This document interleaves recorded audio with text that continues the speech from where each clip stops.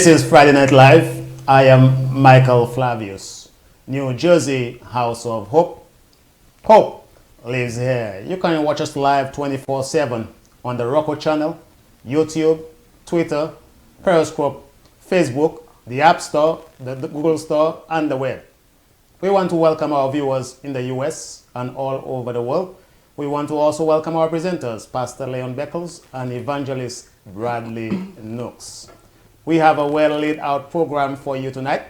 We had some connectivity problems last week with our remote presenters, but our engineers have fixed this, so we are tuned up this evening.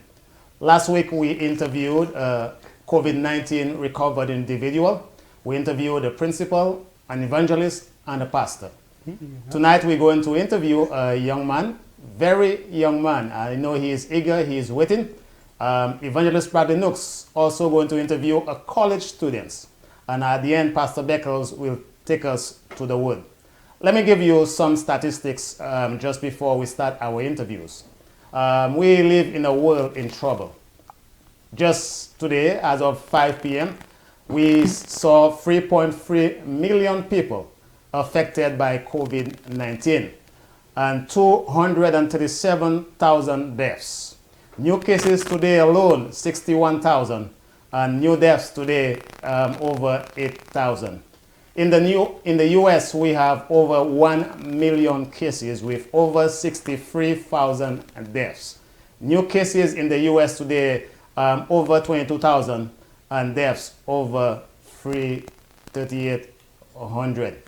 In New York, we have 304,000 cases and 18,000 deaths. In New Jersey, 118,000 cases and over 7,000 deaths. Pastor Beckles in Guyana, we have 82 cases and 9 deaths. In St. Lucia, 17 cases and 0 deaths. Ellen Nooks in North Carolina, where you're from, we have 10,000 deaths and 378 deaths and 10,000 cases. What can you do to keep safe? Number 1, wash your hands as often as possible. Number 2, if you have to cough, even though you are alone, cough in your elbow. Number 3, no touching of your face. Number 4, keep the social distance, 6 feet. If you are in public, you have to wear a mask or a covering. And if you are sick, stay home. You see, the virus is no respecter of persons. It attacks all races, all gender, all nationalities, and all ages. We have here with us this evening, we have Evangelist Bradley Nooks, and Evangelist Nooks will be interviewing a college student. Over to you, Evangelist Nooks. Good evening, and it's a pleasure to be here this evening on regular Friday Night Live. It's an interesting observation of young Jacob. Jacob is on the road for greater things. If he continue on this road, he will be able to do great things. No doubt the possibility exists that he might have his own cooking channel and as he goes along in life. But tonight, we want to interview a young college student and hear what is going on with the college students and see how they are dealing with this being at home in the current pandemic era. So first of all, I'd like to ask, sir, tell me something about yourself. Tell us who you are and what you are pursuing in college at this present time. Well, Evangelist Bradley Nooks, first and foremost, just want to thank you for having me tonight in the studio. I walked into the studio and received this nice New Jersey House of Hope shirt, so I'm not complaining.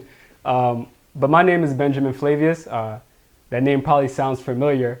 I'm related to Michael Flavius, but I'm currently attending Rutgers University, which is in New Brunswick, and I'm in grad school, currently pursuing a degree in health care administration.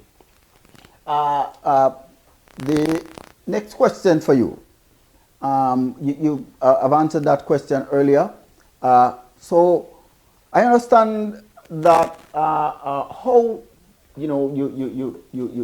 what's the difference now between online learning and that classroom interaction that you now face? How you adjust to this kind of dynamics? Well, just like anything else, there's pros and cons. So there's some cons and some pros with being at home. It's more convenient to be at home when you're taking classes. That's definitely a plus. I can be in my bed or sitting on a couch and still be in class. But in terms of learning and the interpersonal relationship, a lot of things are harder. It's not as easy to grasp certain concepts. So that definitely makes it harder in terms of learning new material. We now see a mushrooming of the online learning. Is there anything unique about it that you never anticipate as against that interpersonal classroom interaction? Well, going back to right before we left for spring break, a lot of our teachers and our CEOs were talking about how we were possibly going to have to transition, into online classes. And we never thought that it would reach this extent. In the back of our mind, it was always there. But we never anticipated or understood what it would mean to fully transition to online. As I stated before, there are some pros. You're able to research more. You're given more time. You're always at home. But besides that, like I stated before, the interpersonal and just learning and grasping new concepts. I've even spoken to many of my other classmates who express the same sentiment. It's just harder to learn at home. How long have you been away from campus? To be honest with you, the days all seem the same. So all I know is we left around mid-March. I lost count of, at the beginning of quarantine, I used to keep track, day 1 of quarantine, day 2 of quarantine. but now I honestly don't know how many days it's been. Okay. So you allude to that earlier on in the conversation, but is online studying harder, or given the dynamic you will have to adjust to this going down the road? What adjustment do you think you will have to make in this regard? Well, just the necessary adjustments. I know some of my classmates and I continue to converse about different topics, or if one of us doesn't understand a certain topic and another might, we may share that type of information. Our classes are basically every day throughout the week, so we have virtual classes, we have conference calls, etc., which take up most of the day. So we just try to help each other out as we go through the program. Wow. And so what is the hardest thing about staying home doing social distance? Young people I know are being together, and that one-on-one interaction is very important. But to you, what is the hardest thing about staying home during this period? Well, I think you said it. I think the hardest thing about staying home is staying home. Usually, I'm not someone that likes to go out a lot or often. I used to like to have, the option or opportunity to. So just the fact that we can't go out or can't do certain things that we were allowed to before definitely makes quarantine that much harder. In that regard, then, what have you been doing to make the day run a little faster? Well, my family often jokes that they don't even know I'm here because a majority of the time I'm either in class, as I stated before, or in a conference call. But besides schoolwork, I try to take some time to, do some recreational activities. I try to work out more than I did before. I'm trying to learn some new languages. I'm just trying to keep myself active.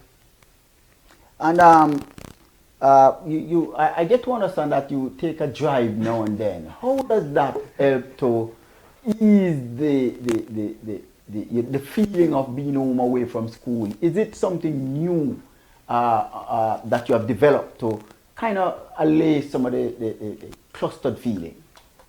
To be honest, that's one thing that I'm trying to do more.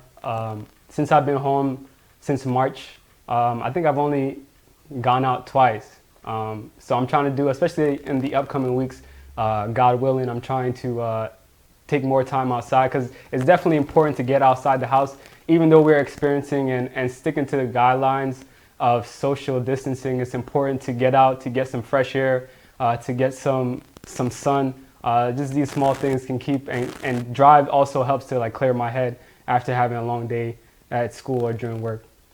Also, what else do you enjoy doing aside from, you know, taking a drive and music? And no doubt you're a young man who love music, but what else aside from that you enjoy doing?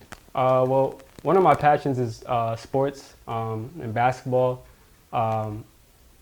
Unfortunately, during this time, like basketball has been taken away. Rims at our local parks have been taken down as well. That's one thing I'm going to try when I have a little more free time to try to get back to basketball, just because it's one of my many passions.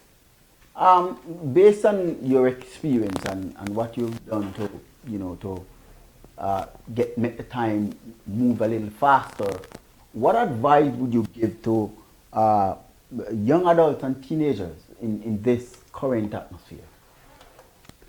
Well, first, I think it's important to, you know, stay sane. Many of us have many positive outlets that we like to refer to in times when we have our downtime. So as you stated before, you know, some of us like music, some of us like sports, some of us like to, you know, draw or art. It's important to just try to stay within the positive outlets. As I stated before, also going out, getting some fresh air, you know, some sunlight, while also sticking to the guidelines of social distancing. During this time, it's a hard time for all of us. So I think it's important to reach out, continue to reach out to our friends, to our families, to those people who may not necessarily have someone to talk to. Something we forget is that a lot of us aren't in the same situation. There are always a lot of people who may be in a worse situation than we are. They might not have a caring family. They may not be with their family. So it's important to reach out, because in the end, we're all in this together.